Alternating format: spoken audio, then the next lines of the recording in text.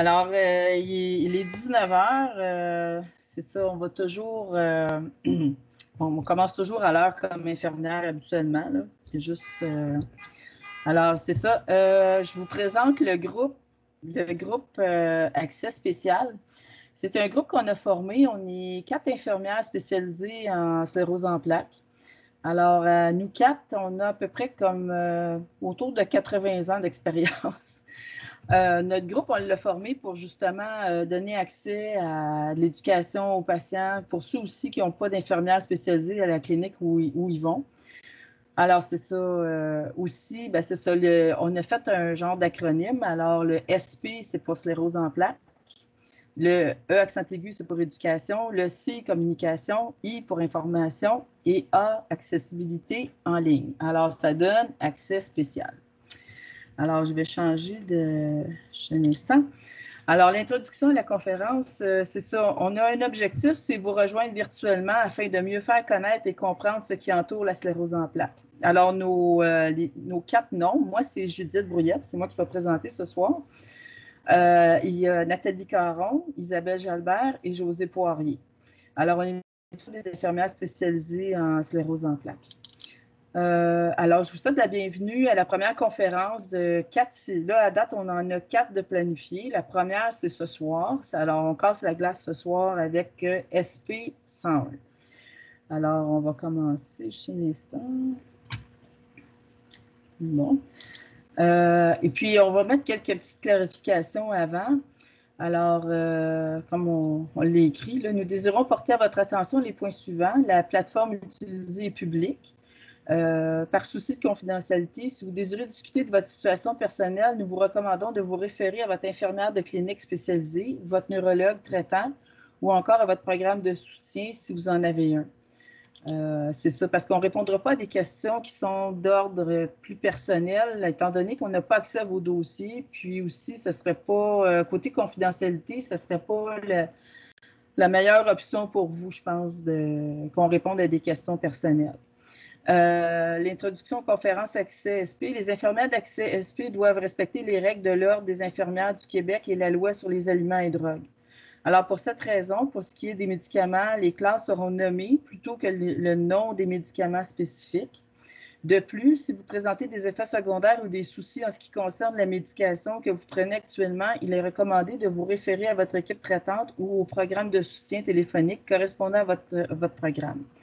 Parce qu'on n'a pas, comme professionnel, on a l'obligation de rapporter les effets secondaires. Alors, étant donné qu'on ne prend pas les cas personnels et puis qu'on nomme pas de médicaments spécifiques, à ce moment-là, on ne prendra pas des questions qui ont rapport à votre situation personnelle avec certains médicaments ou des effets secondaires.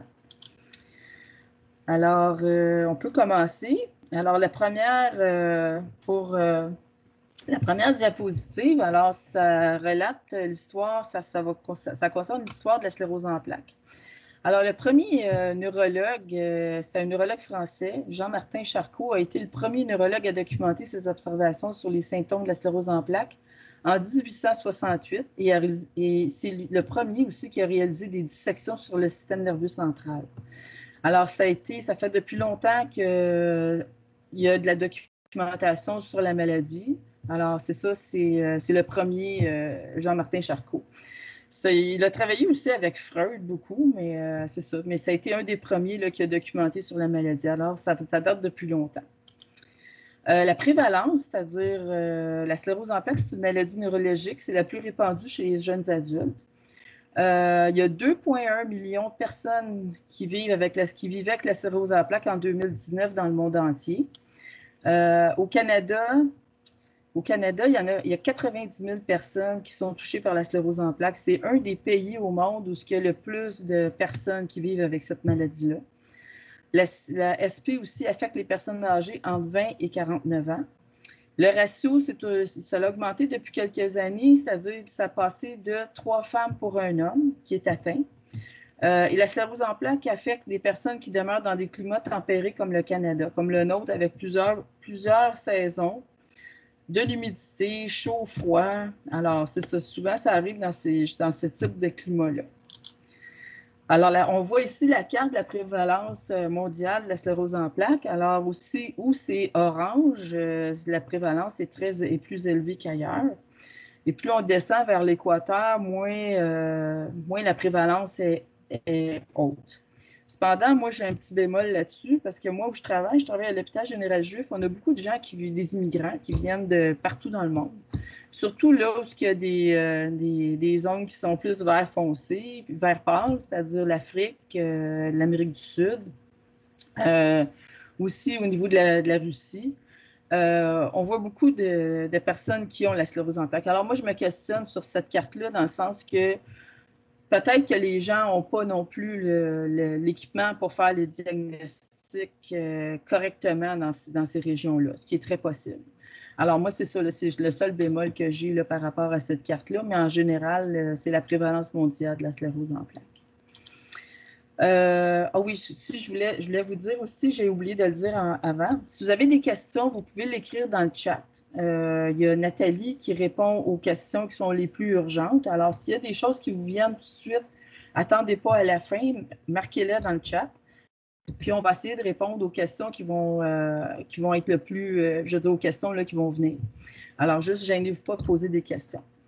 Bon, on en vient à la cause. La cause de la sclérose en plaques, c'est encore inconnu. On ne sait pas on ne sait pas que c'est comment, on ne sait pas comment ça se produit, on ne sait pas comment ça arrive. Sauf que pour la cause de la sclérose en plaques, on sait que c'est multifactoriel. Il y a 4 hypothèses, par contre.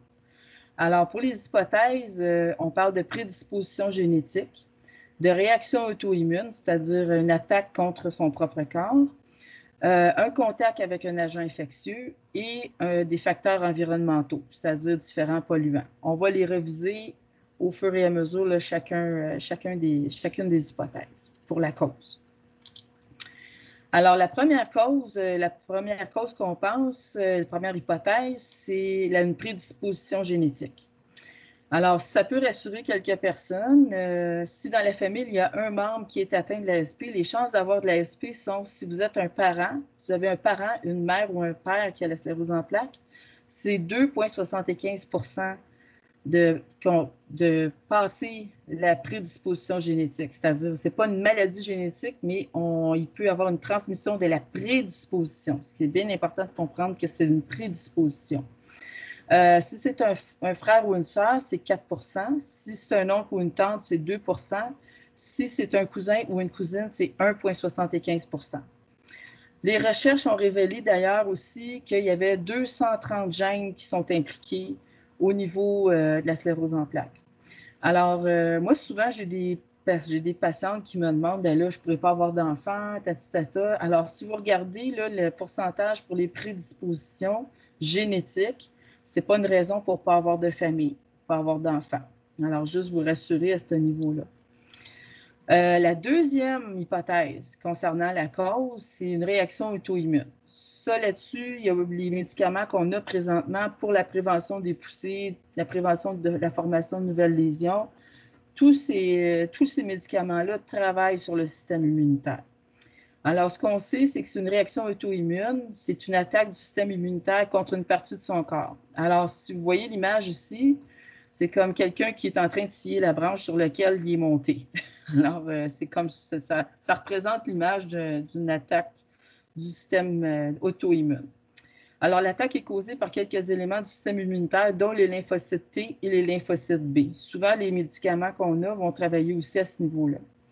En SP, l'attaque du système immunitaire est dirigée contre la myéline, l'enveloppe qui recouvre les nerfs. La myéline, c'est comme le caoutchouc, là, je vais vous montrer des images plus tard, mais c'est comme c'est ce qui recouvre les axones, les nerfs, et puis c'est ça. C'est ça qui est attaqué au niveau quand il y a une poussée.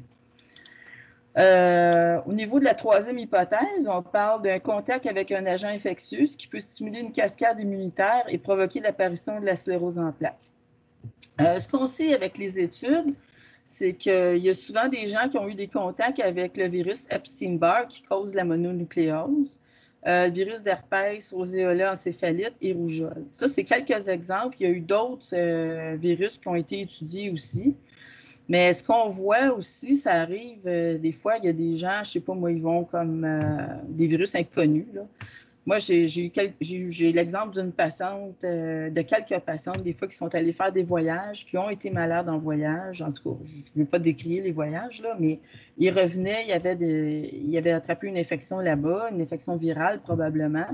Et quand elles sont revenues, ben là, la cascade immunitaire de la sclérose en plaques était déclenchée. Ils ont eu un diagnostic de sclérose en plaques par la suite. Alors, c'est une des hypothèses que peut-être avec un contact avec un agent infectieux qui pourrait déclencher la cascade immunitaire de la sclérose en plaques. La quatrième hypothèse qu'on a, c'est l'exposition à certains éléments de l'environnement, c'est-à-dire des pesticides, des insecticides, des fertilisants. Il y a eu quelques études à date qui commencent à pointer certains pesticides, certains insecticides, certains fertilisants. Alors, c'est ça. On va passer maintenant à neurologie 101, c'est-à-dire qu'on va vous faire une brève exposé de qu'est-ce qui atteint quand on a la sclérose en plaques. C'est quoi le système nerveux central? Alors, le système nerveux central, c'est composé en gros là, du cerveau. Alors, vous avez les images à côté, de la moelle épinière, ici. Vous avez le cervelet, qui est juste en dessous ici. Et puis, vous avez aussi le tronc cérébral qui est ici. Alors, ça vous donne une bonne idée, là, c'est quoi vraiment le système nerveux central, de quoi c'est composé. La principale fonction du système nerveux central, c'est le contrôle des mouvements, c'est-à-dire la fonction motrice, et la transmission des sensations, c'est-à-dire des fonctions sensorielles. Alors ici, on a on a un cortex moteur ici, que vous voyez ici au milieu, là, dans la photo de gauche. Ça, il y a le cortex moteur et il y a le cortex sensitif par la suite. Aussi, il y a deux voies, c'est-à-dire que la voie sensitive va partir, mettons, ici, on voit selon l'image, ça va partir de la main et ça va se diriger vers le cerveau. C'est-à-dire que ça va communiquer l'information de, mettons, vous touchez à quelque chose de chaud, ça va vous dire à votre cerveau, « Hey, c'est chaud, retire ta main. » Ça, c'est des sensations. Si on regarde la voie motrice ici, là, ici, c'était la voie sensorielle, ça monte. Et la voie motrice, c'est-à-dire la voie motrice, ça part du cerveau et ça descend jusqu'à la main. C'est-à-dire le cerveau dit à la main, ben bouge. Fait que c'est ça, il y a deux voies. Puis quand il y a des poussées, juste je vais faire une image. Quand il y a des poussées, des fois, ça peut arriver qu'il y ait juste la voie sensitive qui soit atteinte. Ou ça peut être des fois les deux, la voie motrice et la voie sensitive. Alors, c'est ça, les traitements pour les poussées vont être plutôt axés si vraiment, des fois, il y a une forte atteinte, c'est-à-dire soit sensitive, soit motrice, ou soit sensitive et motrice, les deux. Puis pour ce qui est des poussées, la prochaine présentation, ça va être Nathalie qui va la faire. Ça va être sur justement les poussées en sclérose en plaques, les traitements, et elle va reviser tout ça avec vous. Alors, c'est ça. Alors, qu'est-ce que l'ASP? Comme je disais, c'est une réaction auto-immune qui cause l'inflammation et qui provoque de la démyélinisation des nerfs du système nerveux central. Alors ici, on voit un nerf avec la myéline qui est carrément mangée, qui est carrément à votre droite. Alors, on voit qu'il y a une atteinte et puis c'est ce qui se passe quand il y a une poussée de sclérose en plaques. La photo de gauche, vous allez voir, ça c'est l'axone, là où le courant va passer. Et puis autour, vous avez la myéline. C'est ça, c'est la gaine protectrice. Puis cette gaine protectrice-là, ça va aider à rendre le courant électrique plus rapide. Ça va aider pour ça. Ça va protéger aussi l'axone, ce qui est très important là, pour chaque nerf. Alors, quand vous avez une poussée de sclérose en plaques, bien, vous avez destruction de la myéline. Ici, on voit en bas là, la démyélinisation. Alors, c'est ça que ça cause. Qu'est-ce que l'ASP? Encore, bon, la myéline, c'est quoi? La myéline, comme je disais, c'est un tissu qui recouvre les nerfs comme le caoutchouc sur un fil électrique. Alors ici, on le voit là très bien. Vous avez les fils qui est l'axone et la myéline qui est similaire au caoutchouc autour d'un fil électrique. Ça agit comme isolant, ce qui favorise la conduction électrique. Et c'est le tissu cible du processus inflammatoire. C'est pour ça que je vous ai mis une cible ici. Alors, c'est la cible des réactions auto-immunes. Et le système immunitaire ne reconnaît pas la myéline comme faisant partie du corps. C'est-à-dire que le système immunitaire ne reconnaît plus la myéline comme faisant partie de vous. pour lui, ça devient comme un ennemi. Alors, cet ennemi-là, il l'attaque et puis c'est ça qui cause la destruction de myéline. La myéline est détruite par l'inflammation et remplacée par des cicatrices qui sont moins conductibles. Alors, une poussée de sclérose en plaques, c'est un peu comme un feu dans une maison. Alors, c'est comme un feu électrique. Alors, le feu prend dans les fils et là, c'est ça, là, il y a destruction. Alors, c'est exactement l'image qu'on peut avoir d'une poussée de sclérose en plaques. Les cicatrices formées par les dommages à la myéline ralentissent les messages électriques dans les nerfs et peuvent même bloquer leur transmission électrique. À la longue, à force d'avoir des poussées, à force d'avoir de la destruction de myéline, bien souvent, il va y avoir des problèmes au niveau électrique. C'est-à-dire que l'électricité va passer beaucoup moins rapidement, va passer moins bien et des fois, ça peut arriver qu'elle soit complètement bloquée aussi. Alors ici, vous avez deux images. Du côté droit, vous avez un axone qui est une cellule nerveuse qui est normale avec sa myéline. Et de l'autre côté, vous avez les lymphocytes T, les lymphocytes B, les monocytes qui attaquent la myéline. Alors, c'est ce qui se passe quand on a une poussée en sclérose en plaques. L'inflammation et la démyélinisation. Bon, en résumé, le système électrique de votre corps est affecté par les effets reliés à l'activité de l'ASP. Alors ici, on a différentes images que vous avez déjà vues. Et en bas, on a l'image d'une maison avec tout le système électrique. Alors, c'est le système nerveux central qui constitue le système électrique. Et pour juste vous donner une image de qu'est-ce que c'est à peu près, moi, je fonctionne beaucoup par analogie. C'est comme si vous aviez une petite souris dans votre maison qui allait manger les fils électriques. Alors, à force d'avoir des souris qui mangent vos fils électriques dans votre maison, bien, il va peut-être avoir des courts-circuits. Il va peut-être avoir aussi des lumières qui n'allumeront plus. Fait que c'est ça, c'est l'image que moi, c'est l'image que j'aime donner là, souvent à mes patients là, pour leur donner un peu l'image de c'est quoi exactement qui se passe. Le diagnostic de la sclérose en plaques. Bon, comment qu'on fait ça? Souvent, bon, les neurologues vont se fier à l'histoire médicale. Ils vont se fier à l'examen neurologique qu'on voit ici, l'examen des réflexes. Ils vont se fier aussi au diagnostic différentiel. Ça, c'est quoi? C'est l'élimination de toutes les autres maladies, c'est-à-dire des maladies qui peuvent montrer les mêmes symptômes. Et ça va se faire souvent par test sanguin, comme le lupus, le NMO, la neuromyélite optica.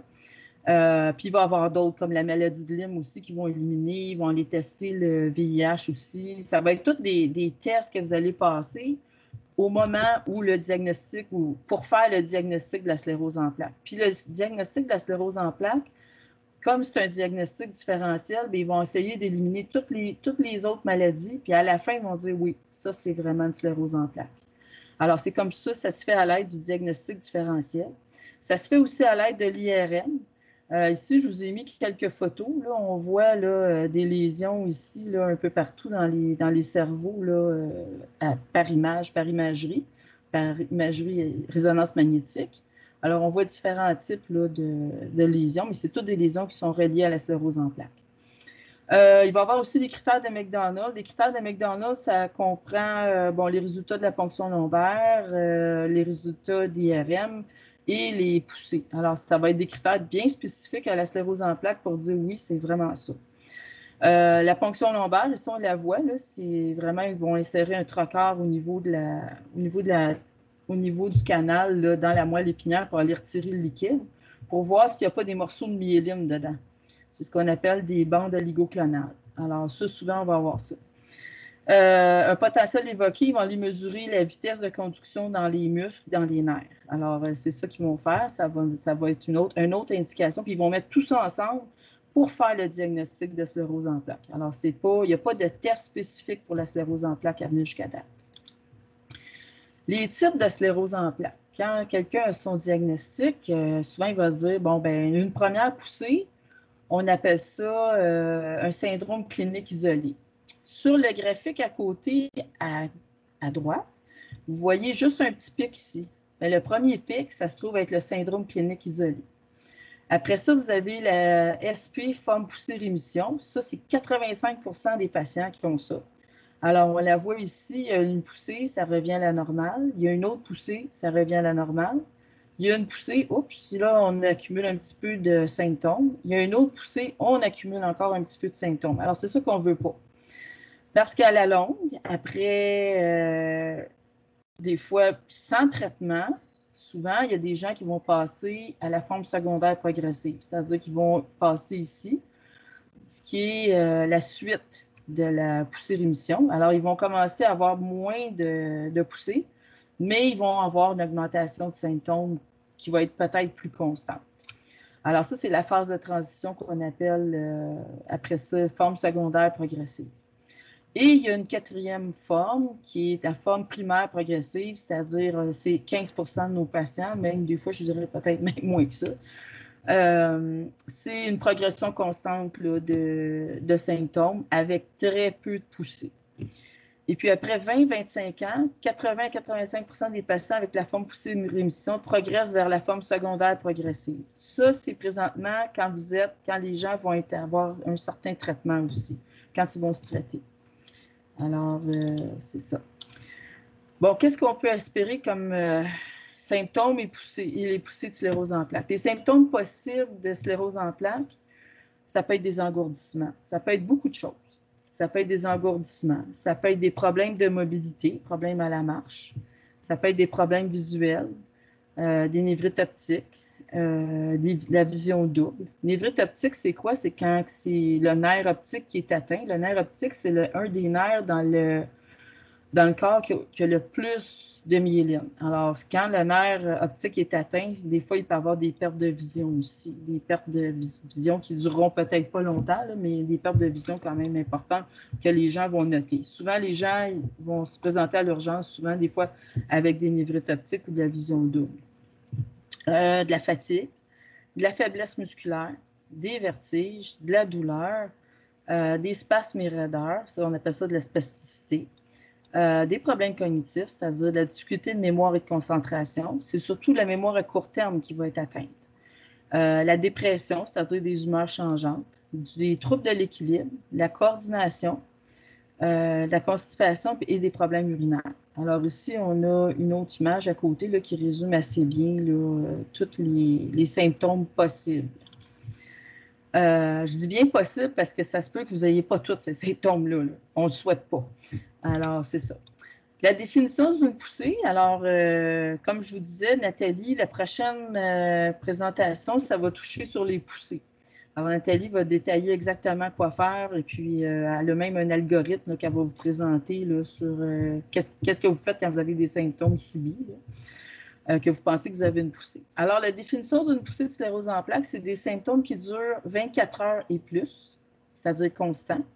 Des symptômes reliés à la sclérose en plaques, c'est-à-dire des symptômes neurologiques.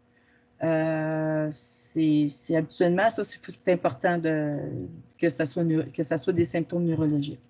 Une période de 30 jours entre les poussées, c'est-à-dire que si, mettons, vous avez eu une poussée, puis que 2 semaines après, vous avez encore des symptômes, bien, c'est pas considéré comme une poussée, c'est la poursuite de la première poussée. Alors, ça, c'est important à savoir. Il faut que les poussées soient décalées de 30 jours entre les deux.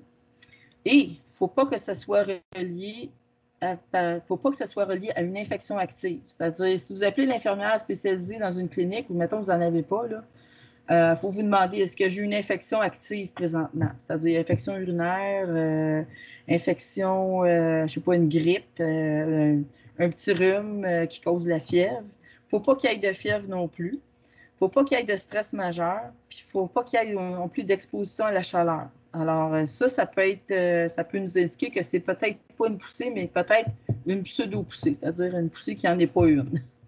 C'est ça.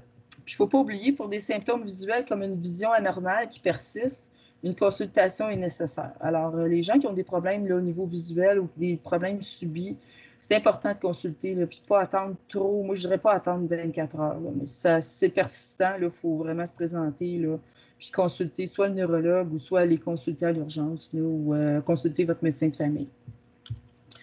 Les traitements, les options. Alors, il y a trois options. Il y a le traitement des poussées de la sclérose en plaques. Il y a les traitements quand les gens ont des poussées. Les traitements des symptômes. Et les traitements préventifs modificateurs de la maladie. Alors, c'est vraiment ça, là, on va en parler un peu. Ce qu'il faut retenir pour le traitement des poussées, c'est que ça se fait avec des corticostéroïdes, des immunosuppresseurs, soit intraveineux, soit en comprimé.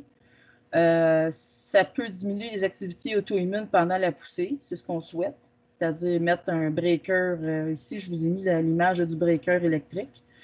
Limiter les dommages au système nerveux pendant la poussée de la sclérose en plaques, c'est-à-dire quand on donne de la cortisone pour une poussée, on va souvent, ce qu'on veut, c'est limiter les dommages au système nerveux central. Alors, c'est vraiment ça qu'on fait. On ne guérit rien, c'est juste qu'on met un break au feu qu'il y a ici, là, au feu de la maison et au feu électrique. Alors, on met le breaker à off. C'est ça qu'on fait.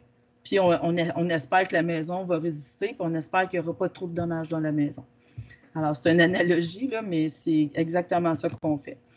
On peut diminuer la durée de la poussée. C'est-à-dire que là, ça va limiter les dégâts, mais ça va limiter le temps aussi. Il faut rapporter les symptômes d'une poussée après afin d'avoir le traitement adéquat. Alors, c'est ça. Moi, j'aime mieux un patient, là, je vais vous dire, j'aime mieux un patient, moi, qui m'appelle, des fois, qui m'appelle quand il y a une crainte ou qu'il y a un symptôme, qui m'appelle tout de suite. Là, ben là on parle, puis là, je vois, c'est-tu vraiment une poussée, c'est-tu pas une poussée? Si, mettons que la personne n'est pas certaine, surtout au début, là, quand les gens ont la maladie, ils sont comme un peu déroutés, ils ne savent pas trop là, quoi faire, quoi penser, puis ils ne savent pas qui consulter. Mais je me dis, j'aime mieux, moi, quelqu'un qui m'appelle peut-être pour rien, mais tu sais, bon, moi, je suis là, quand je travaille, ben, tu sais, je suis là pour ça, finalement, pour écouter les gens. J'aime mieux quelqu'un, moi, qui m'appelle pour rien, que quelqu'un qui m'appelle un mois après puis qui me dit, ah, ben là, j'ai ce symptôme-là, ça fait un mois que ça dure. Ben, après un mois, là, on ne peut pas rien faire. On espère juste que ça passe, puis on espère juste qu'il n'y aura pas trop de dégâts, puis qu'il n'y aura pas trop de séquelles là, à cette poussée-là. On espère qu'il va y avoir une bonne récupération. Alors, c'est ça. Comme je vous disais encore, Nathalie va en parler là, de ça. Là. Alors, comme je vous disais, le feu électrique, là, quand on traite une poussée, c'est vraiment, on met le breaker à off, puis on espère qu'il n'y ait pas trop de dégâts dans la maison. Alors, ça résume pas mal le traitement des poussées. Le traitement des symptômes, il y a différentes classes de médicaments qui sont disponibles afin de traiter les symptômes de douleur. C'est surtout de la douleur neuropathique qu'on appelle. C'est de la douleur qui est reliée aux nerfs. Ce n'est pas de la douleur qui va être reliée aux muscles. Alors, il y a des traitements spécifiques pour ça. Les traitements pour la dépression, la fatigue, la dysfonction sexuelle, les problèmes urinaires, de l'anxiété, la spasticité de la raideur et des vertiges. Encore là, Nathalie va en parler à la prochaine présentation. Les traitements préventifs modificateurs de la maladie, là, on parle vraiment de prévention, c'est-à-dire qu'on va limiter l'inflammation, on va limiter la formation de nouvelles lésions dans le cerveau et dans la moelle épinière.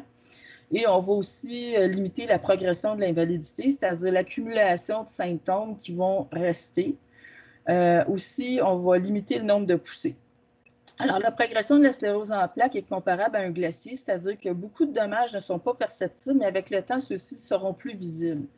Alors, moi, je compare ça un petit peu à la sclérose en plaques. C'est une maladie qui est quand même silencieuse, puis des fois qui est sournoise parce qu'il y a une grande partie qu'on ne voit pas, c'est-à-dire qu'on ne ressent pas immédiatement. C'est-à-dire que c'est comme un iceberg. Là, en dessous, il y en a autant qu'au-dessus des fois. Puis des fois, il y en a plus en dessous qu'il y en a sur le dessus. Alors, il y a un proverbe en anglais qui dit « Time is brain », c'est-à-dire le temps sauve le cerveau. Alors, c'est vraiment bien appliqué ça aussi à la sclérose en plaques. Alors, quand tu vas avoir des traitements préventifs, ça va franchement aider à ralentir tout le processus inflammatoire et le processus des nouvelles lésions, la progression de l'invalidité, puis aussi prévenir les poussées. Alors, c'est bien important de se traiter parce que moi, ça fait 30 ans que je travaille avec des personnes qui ont la sclérose en plaques. Puis je peux-tu vous dire que il y a 30 ans, il n'y avait pas de traitement préventif pour la sclérose en plaques. Puis je peux-tu vous dire que de la cortisone intraveineuse, j'en ai donné beaucoup. Et puis, les patients progressaient beaucoup plus rapidement que maintenant. Ça a changé. Tous les médicaments qu'on a présentement ont changé le visage de la sclérose en plaques énormément. Alors, quand on a quelque chose qui peut nous aider, bien, je pense que c'est une bonne chose d'adhérer. En tout cas, c'est mon opinion. OK. Les traitements préventifs modificateurs de la maladie, les attentes réalistes. C'est-à-dire que ça va réduire la fréquence des poussées, ça va réduire la durée des poussées, ça va réduire l'intensité des poussées aussi, ça va réduire la progression de la sclérose en plaques et ça va retarder l'invalidité. Des attentes irréalistes, c'est-à-dire qui n'ont pas d'allure. OK? Croire que le traitement est une cure. À date, comme j'ai dit au départ, il n'y a pas de cure encore. On en souhaite une, on en souhaite tous. Moi, j'espère qu'il va en avoir une, c'est ce que je prenne ma retraite.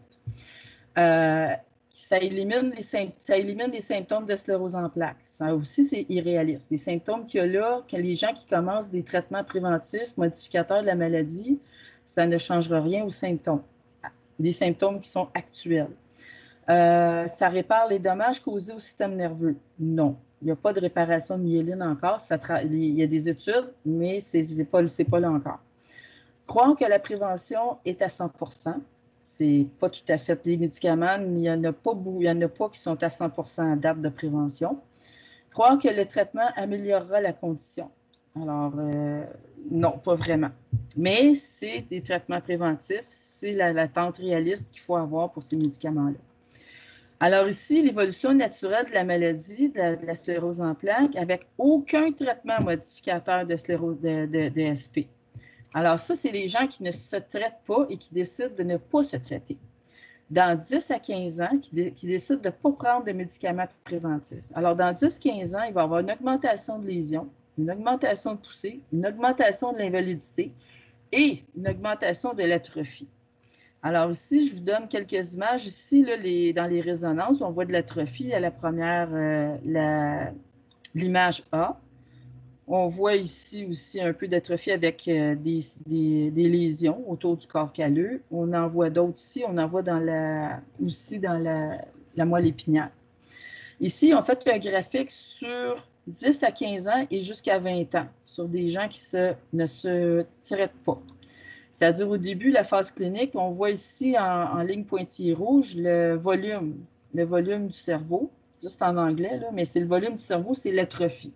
Alors, avec le temps de l'atrophie, les gens qui ont la sclérose en plaques qui ne se traitent pas vont en avoir plus que les gens du même âge, parce que de l'atrophie, on en a tous. Quand on vieillit, on en a tous.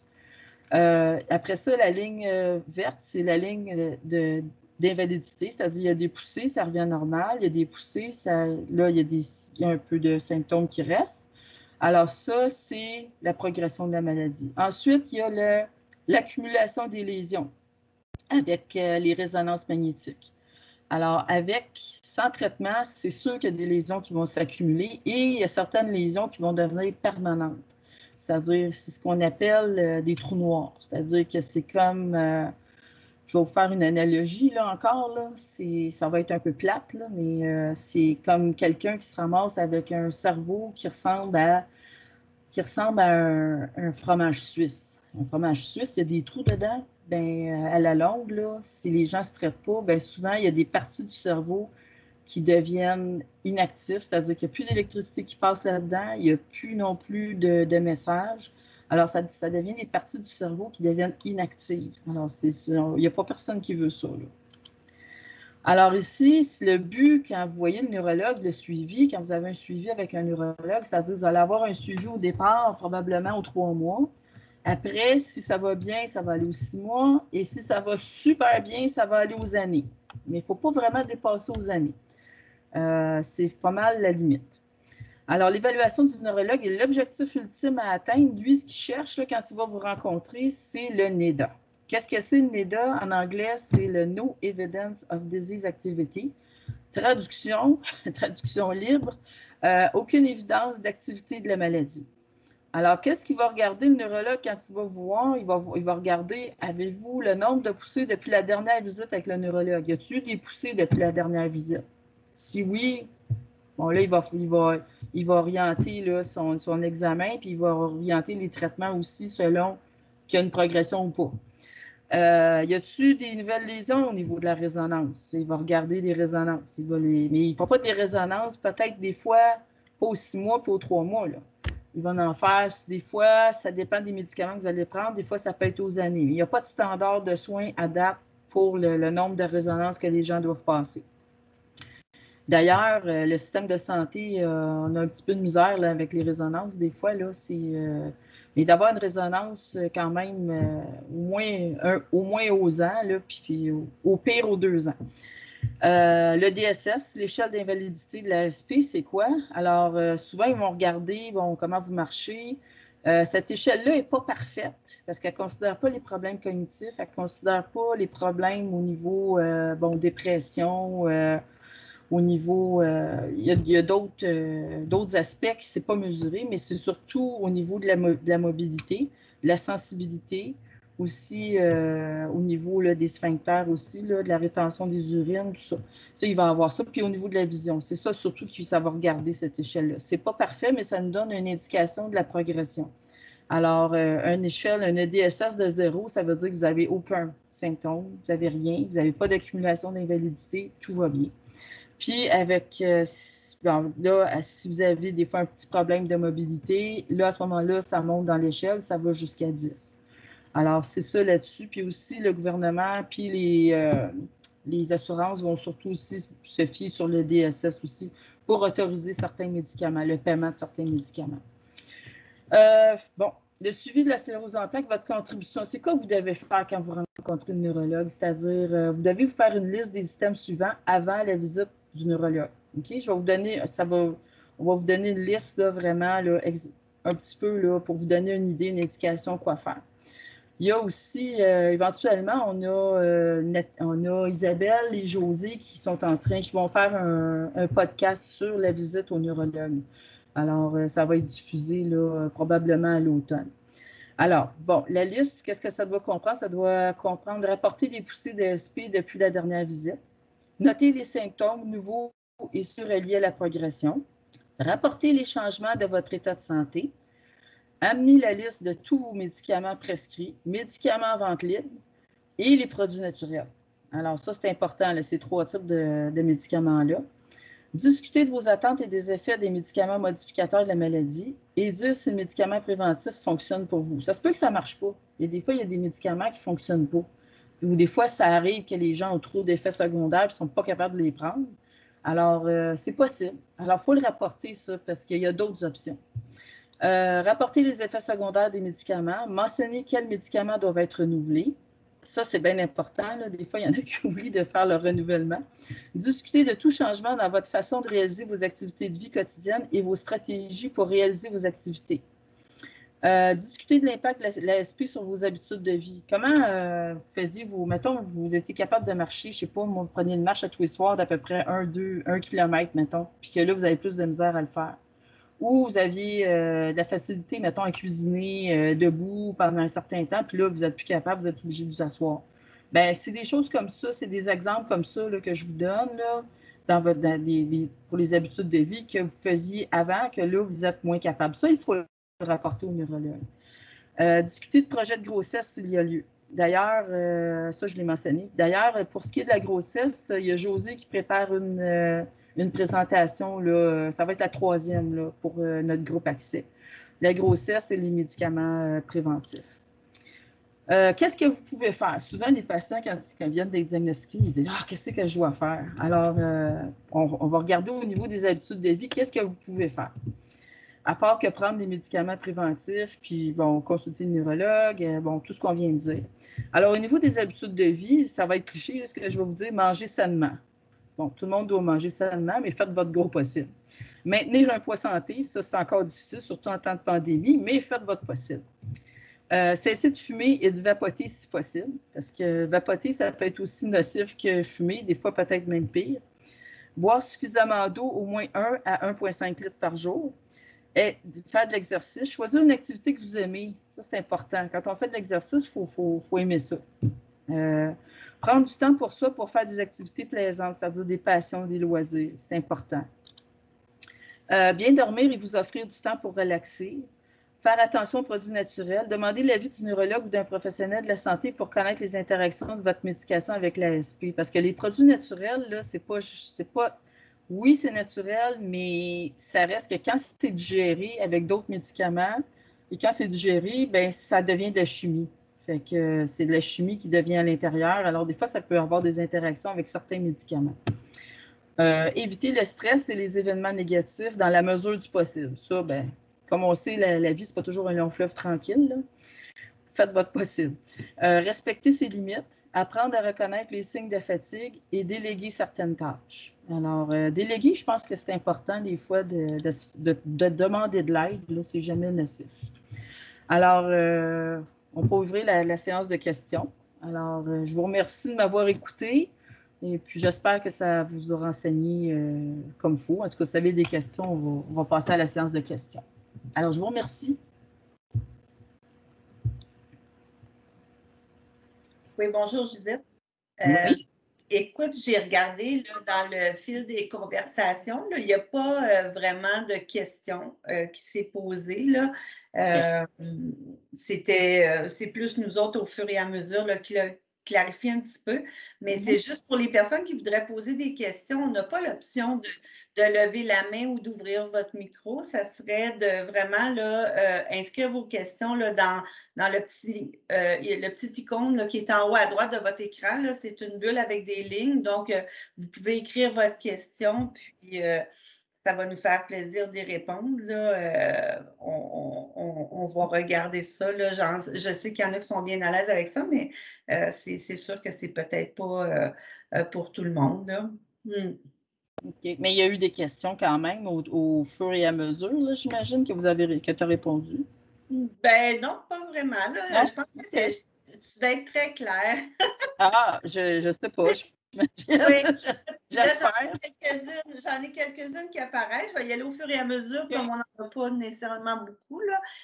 Il y a quelqu'un qui demandait que faire lorsqu'il n'y a pas de médication pour notre CEP, pour une primaire progressive, mettons en exemple. Ah, ben à date, ben là, étant donné que je ne peux pas vraiment nommer de médicament, mais à date, il y en a un, mais encore là, il faut peut-être que c'est à cause que des fois, ça arrive, les gens, même s'ils sont primaires progressifs, quand ils sont peut-être trop avancés dans le DSS, c'est-à-dire trop avancés dans l'invalidité, il n'y a plus vraiment de médicaments disponibles, c'est-à-dire que les payeurs vont accepter de rembourser parce qu'on ne se le cachera pas, c'est des médicaments quand même qui sont quand même assez onéreux. Puis à date, la recherche n'est pas encore rendue là, mais je sais qu'il y a des recherches qui se font pour la primaire progressive. Probablement que dans le futur, il va peut-être avoir d'autres médicaments qui vont sortir pour cette forme-là. Là. Mais pour l'instant, il y en a juste un. C'est ça, les résultats, des fois, c'est pas toujours, en tout cas, moi, ce que je vois en clinique, là, c'est pas toujours très probant, mais quand même, ça fait quelque chose ça fait au moins un médicament à prendre. Là, ça donne au moins de l'espoir un peu pour ces gens-là. Oui, mais C'est vrai puis, qu'il n'y a pas grand-chose pour cette forme-là. Tu avais quelque effectivement. chose à rajouter, Nathalie? Ben, c'est plus, tu sais, que c'est pas, même s'il y a un médicament qui existe, les gens ne remplissent pas nécessairement tous les critères, mais Ouais. même sans que ça soit une question de coût, là, les critères de la maladie pour qui en Ouais. retirent vraiment un bénéfice de ce médicament-là. Là. Mais, tu sais, l'idée, moi, je pense qu'il faut retenir, c'était la dernière portion de ta présentation, c'est les habitudes de vie. Parce qu'on sait clairement que peu importe le problème de santé, à partir du moment où on gère mieux nos habitudes de vie, qu'on a des habitudes de vie qui sont plus saines, on change, veut pas le pronostic, l'évolution de la maladie. Ça paraît peut-être pas beaucoup, mais c'est très important. L'alimentation, l'exercice, les facteurs de risque là, de maladies cardiovasculaires, tout ça, on sait que ça peut changer l'évolution de la maladie. Donc, la diète, l'alimentation et tout. Fait que, tu sais, je pense que c'est peut-être à ce niveau-là là, que les gens peuvent beaucoup plus jouer. Là. Ouais. Mais pour ce qui est des médicaments comme tels, la recherche avance.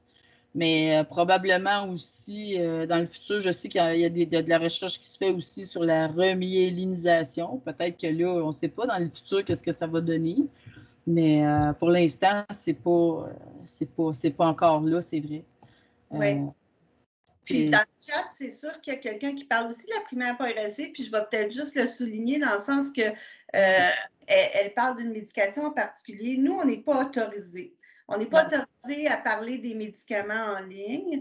Il y a des règles qui régissent ça. Donc, on ne peut pas se permettre de répondre à des questions qui visent particulièrement des médicaments ou on ne peut même pas nommer un médicament là, dans le cadre de nos présentations. Fait que c'est malheureux, là, mais ça serait plus de faire référence à vos équipes traitantes s'il y a des questions particulières en relation avec le traitement.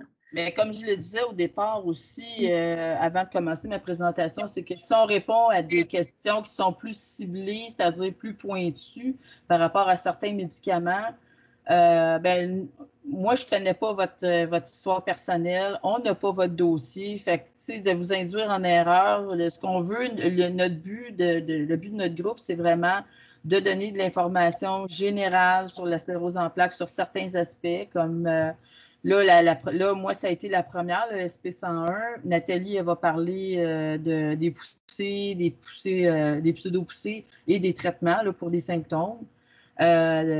Josée va faire la troisième, c'est-à-dire que ça va être pour la grossesse et le choix des médicaments là, préventifs, souvent.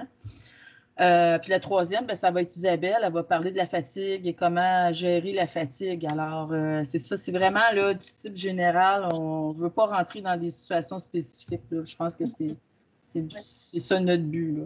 Il y avait une question sur la supplémentation en vitamine D. Parce qu'elle disait que la personne disait là, que c'est très important pour toutes les formes de SP.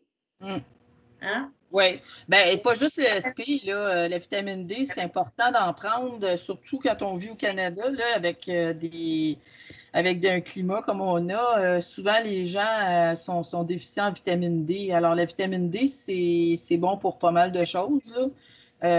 L'ostéoporose, entre autres. Fait que je pense que c'est une bonne chose d'en prendre. Puis aussi pour d'autres types là, de maladies ou de conditions. Là. C'est juste pour la santé des os, c'est bon d'en prendre de toute façon. Là. Et l'hiver, c'est sûr qu'on n'en prend pas beaucoup de vitamine D. Même l'été, là, quand on se crème là, jusqu'au trognon, c'est sûr qu'on ne prend pas de vitamine D dans ce temps-là. Oui. Puis, il y a quelqu'un qui parlait des traitements, médicaments préventifs pour les femmes enceintes qui désirent tomber pour les femmes qui désirent tomber enceintes ou qui sont enceintes. Là, mais ça, on a parlé tantôt qu'il y aurait une présentation là, un petit peu plus tard au cours de l'année qui discuterait, qui parlerait vraiment juste de ça, de la grossesse. Là, mais il y a... Oui, effectivement. Dans les questions, je salue. Il y a quelqu'un qui disait, vous parliez que 80% des personnes ayant la forme rémitante progressaient après une vingtaine d'années. Pouvez-vous détailler un peu plus? Bien, avec la vingtaine d'années, ça dépend des gens. Il y a des gens qui vont progresser plus rapidement. Chaque personne est individuelle, et progresse de façon individuelle. Alors, c'est difficile, mais selon les études qu'ils ont faites, quand les gens se traitaient après 20-25 ans, ben, c'est sûr qu'il y a une certaine progression. Il y en a qui progressent moins que d'autres. Mais il y a une progression, ça peut être une progression au niveau des lésions. Il peut y avoir plus de lésions, il peut y avoir plus de symptômes cumulés avec les années. Quand les gens se traitent ou se traitent pas, parce que moi, ce que je remarque là, chez les patients, souvent, les gens vont commencer un traitement. Mais là, bon, pour une multiple raison, moi, prendre de la médication, premièrement, je veux dire, c'est pas humain, dans le sens que c'est sûr qu'il y a des hauts, qu'il y a des bas. Les gens se découragent ou les gens ont des fois des stress, ils prennent pas leur médication. Des fois, ils deviennent comme un peu, ils passent par certaines phases là aussi. Alors, des fois, ça peut arriver que les gens ne prennent pas nécessairement la médication tout le temps comme ça devrait être pris. Fait que des fois, c'est sûr que. Puis ça, c'est comment qu'on dit, ces gaps-là, moi j'ai juste le mot en anglais, là, ces intervalles-là, ben, font en sorte que les gens, des fois, ça arrive, vont voir des poussées, ils vont progresser.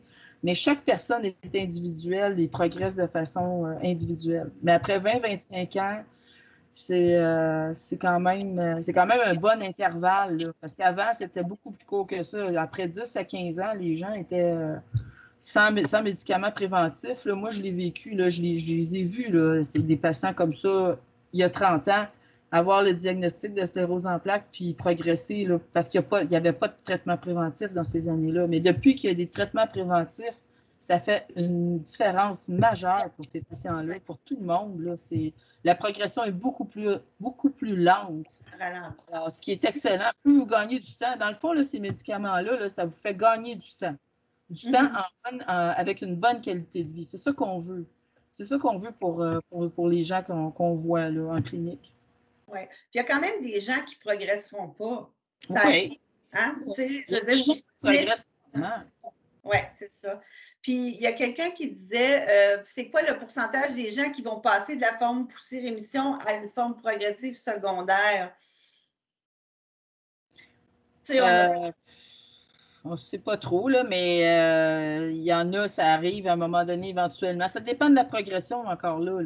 Ouais, le pourcentage exact de la forme. Premièrement, le passage de la forme poussée-rémission à la forme secondaire progressive, le diagnostic de la phase secondaire progressive n'est pas encore clair. Fait que c'est difficile de déterminer, OK, oui, ce patient-là, bang, cette journée-là, il passe en secondaire progressive. Le diagnostic n'est pas aussi franc que ça. Fait que d'arriver avec un pourcentage vraiment clair et défini, c'est pas encore là. Parce qu'on commence à avoir des médicaments pour cette forme-là. C'est ça qui est difficile à déterminer. Là. Quand est-ce que la personne passe de la phase poussée-rémission à la phase secondaire progressive? Il n'y a pas de test à date qu'on a là, vraiment là, pour confirmer ce passage-là. C'est difficile d'avoir un pourcentage. Là. Il y a quelqu'un qui pose une question, c'est intéressant, c'est elle a une forme poussée-rémission, puis ce qu'elle dit, c'est que son médecin lui a dit que passé l'âge de 50 ans, la maladie progressait vraiment lentement et pour certains, elle arrêtait de progresser complètement, même qu'ils peuvent arrêter leurs médicaments. Avez-vous des cas à qui c'est arrivé? Moi, j'en ai vu dans la cinquantaine, oui, mais pas arrêter la médication, par exemple. Ouais. Moi, je pense qu'on pourrait... Moi, j'ai vu plus arrêter la médication. Excuse, Nathalie, je t'ai coupé. Non, c'est vrai. OK. J'ai vu plus, moi, l'arrêt des médicaments préventifs, plus vers l'âge de 65 ans, là. Plus vers cet âge-là, à peu près. Mais dans la cinquantaine, j'ai moins vu ça. Je sais pas si c'est comme toi, c'est la même chose pour toi, Nathalie?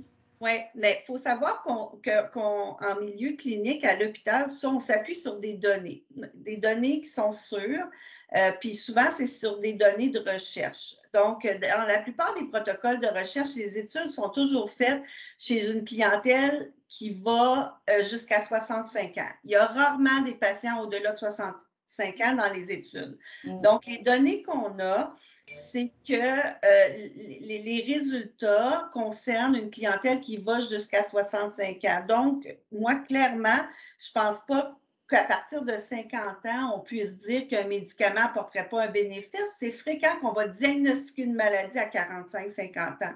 En particulier, souvent, des formes progressives que, je ne sais pas, on a passé à côté ou l'évolution a été un peu... Fait que, tu sais, je pense que jusqu'à 65 ans, l'idée, c'est de voir si la maladie, elle est active ou non. Ce n'est pas une question nécessairement d'âge non plus, mais c'est de voir si la maladie est toujours active, puis si on a toujours la possibilité d'offrir un médicament qui pourrait ralentir l'évolution de cette maladie-là. Non, je suis d'accord parce que c'est 50 ans, là, ben moi j'ai 57, là.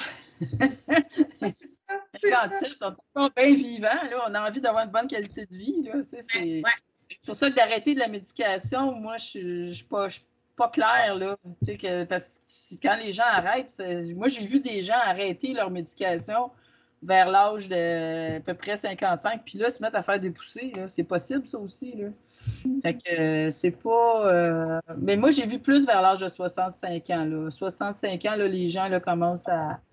Bon, là, ils prennent un break ou ben non, ils décident Mais à date, les gens, quand ils prennent de la médication préventive, on dirait qu'ils sont... Quand la médication, là, est correcte puis qu'elle ne cause pas d'effets secondaires, là, puis qu'elle est bien tolérée, les gens ont tendance à vouloir continuer, là, dans le sens, regarde, moi, je sais ma qualité de vie, puis je continue à prendre ma médication. Là, fait que je pense que c'est... En tout cas, c'est chacun qui prend ses décisions, là, mais dans cinquantaine, Moi, j'ai pas vu ça souvent, là, des arrêts là, comme ça. Là. Fait que, y a-t-il d'autres questions, Nathalie? Ben c'est ça, je suis en train de lire, là, mais j'aurais voulu Okay. finir. C'est ça, il y a quel... Ah non, c'est Isabelle, là, tu sais, parce que veut pas, on répond à des questions aussi dans le chat, là. Okay. Je vois pas vraiment d'autres questions, là, je sais pas. Je suivais pas mal au fur et à mesure, là. OK. Ouais. Mais il n'y a rien qui empêche les gens de nous envoyer des questions après via la société, j'imagine. Je ne sais pas, là. Je Je ne veux pense pas pas. les limiter de questions. Mais s'il y a des questions, mettons, là, qui sont vraiment urgentes ou quoi que ce soit, là, ça, ils peuvent toujours diriger leurs questions, j'imagine. Ou même les diriger, puis après ça, les questions vont nous être dirigées. Je ne sais pas, Ouais. là. Mais je ne sais pas si ce service-là, il va être disponible dès Ouais, maintenant. Peut-être que dans le je futur, sais ce pas. serait quelque chose d'intéressant, mais Peut-être. peut-être parler aussi de, s'il n'y a pas vraiment d'autres questions, de Oui. voir éventuellement avoir l'appréciation de la présentation parce que Oui. comme c'est notre premier webinaire, on aimerait ça voir comment les gens ont perçu ça, si ont aimé. Puis, il va y avoir un petit lien qui va être affiché tantôt sur lequel vous pouvez cliquer pour répondre à 5, 6 petites questions simples, là, Ouais. qui va nous permettre d'évaluer ce qu'on vous offre, puis si la pertinence de poursuivre tout ça. Là. Puis le lien, il faut vraiment l'utiliser pendant qu'il est dans le chat parce que dès qu'on ferme l'application, le lien va disparaître. Donc, Okay. il y a quelqu'un qui avait demandé, c'est vrai, c'est intéressant, j'ai entendu parler de la vitamine B12. Est-ce bon pour la SP? Bien, souvent, ils vont la tester, la vitamine B12, pour voir si justement il n'y a pas une déficience en vitamine B12 qui peut causer les mêmes des symptômes similaires à la sclérose en plaques. C'est souvent, ça va faire partie le test de la vitamine B12, le niveau de B12 dans le sang, voir si ça fait partie du diagnostic différentiel. Fait que s'il y a un déficit en B12, les gens risquent d'avoir des engourdissements puis des fourmillements. Là. Ça, c'est dans les extrémités surtout. Fait que ça risque d'être un symptôme qui est semblable à la sclérose en plaques. Fait que souvent, ils vont tester la B12 pour aller vérifier. Là. Fait que c'est sûr que votre niveau de B12, il faut qu'il soit bon. Ça fait partie du diagnostic différentiel. Je ne sais pas si ça répond à la question, là, mais Oui, mais non, c'est vrai, effectivement. ouais.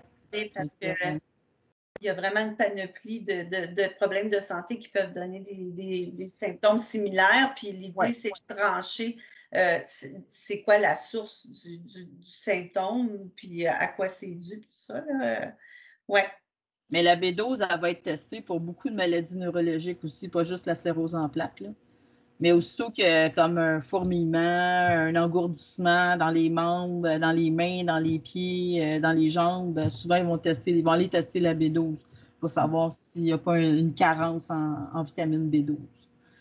Fait que d'avoir des carences, c'est sûr que ça va amener des symptômes. Fait que, c'est ça. As-tu d'autres questions? Ben non, ça parlait encore de la vitamine D, mais on en a parlé un petit peu tantôt. Yeah. Là,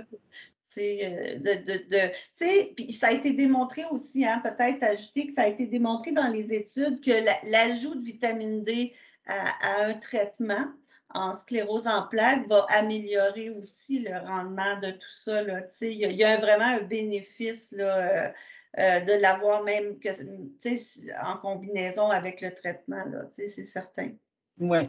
Puis pas juste ça non plus, la vitamine D, elle est recommandée parce que quand les gens reçoivent des traitements, là, mettons pour les pousser, des traitements des corticostéroïdes, ben, les corticostéroïdes, ce que ça fait, ça peut amener une carence en vitamine D aussi, là.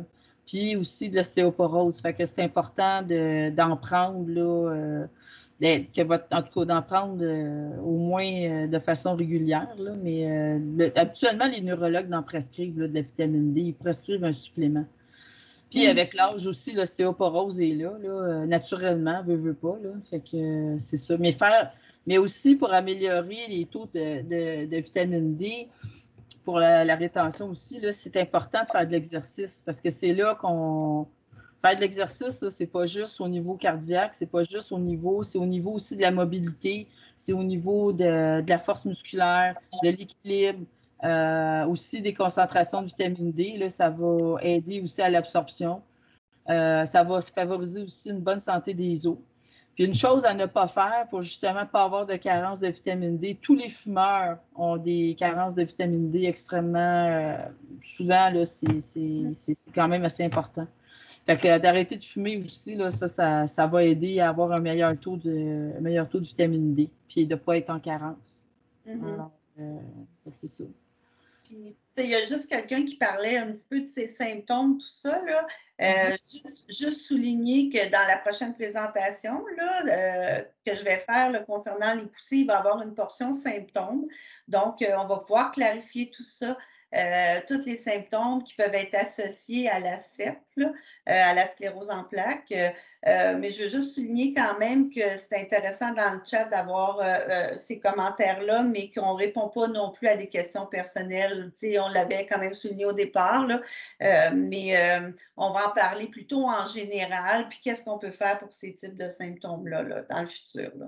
Ouais. Mais étant donné qu'on ne parle pas de médicaments spécifiquement, là, mais la présentation, je pense que le but de la présentation, c'est vraiment de vous donner des pistes de questions quand vous allez voir votre neurologue.